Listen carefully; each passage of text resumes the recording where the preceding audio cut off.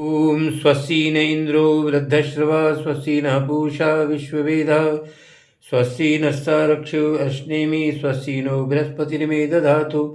प्रिय बंधुओं, आज हम आपके समक्ष में विवाह संस्कार एक पवित्र बंधन है, इसके विषय में चर्चा करेंगे। तो आइए, इस विवाह संस्कार को किसी कुशल पंडित से ही कराना चाहिए। जब वर वधू के घर पर आता है यज्ञ वेदी पर, तब सर्वप्रथम वधू आसन लेकर के और वर को कहती है, ओम विष्टरो विष्टर विष्टरो प्रति गृह्यताम।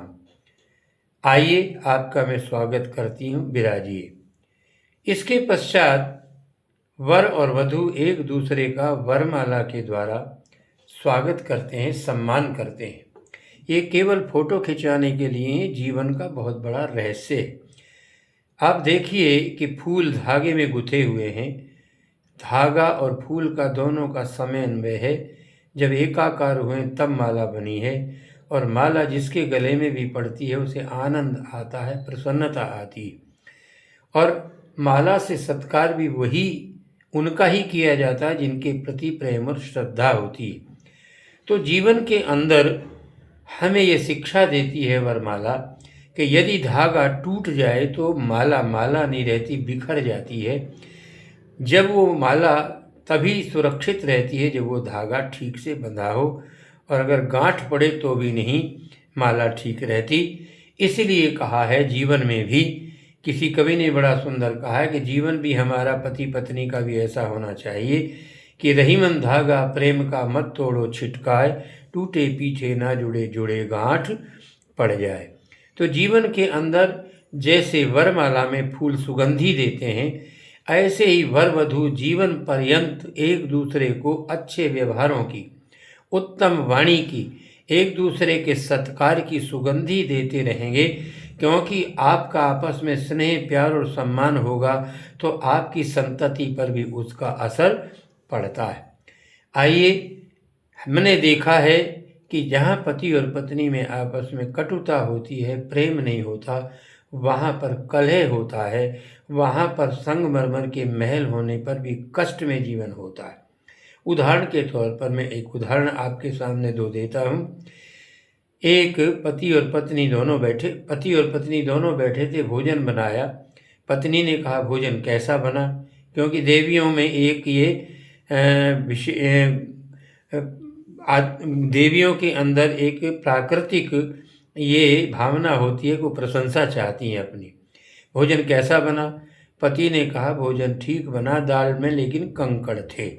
आंखें लाल करके पत्नी कहती है, 32 दांत भगवान ने दिए, पीस नहीं सकते? दूसरा उदाहरण देता हूँ। ये इस तरह की कटुता जीवन के अंदर आती है तो जीवन सुखमय नहीं बनता। अब इसके विपरीत में आपको प्रेम के आचरण की आपको एक घटना देता हूँ। हमारे कमलेश कुमार जी अग्निहोत्री किशनगढ़ राजस्थान के उपदेशक हुए हैं। उनका मकान बन रहा था। उनके जो मजदूर काम कर रही थी, वो ईंटें और पत्थर भी तगारी में उठा रही थी और जेब में रोटी रख कर के लाई थी। देर हो गई, खाती जा रही थी, काम कर रही थी। उन्होंने कहा, देवी भोजन तो आराम से कर लो।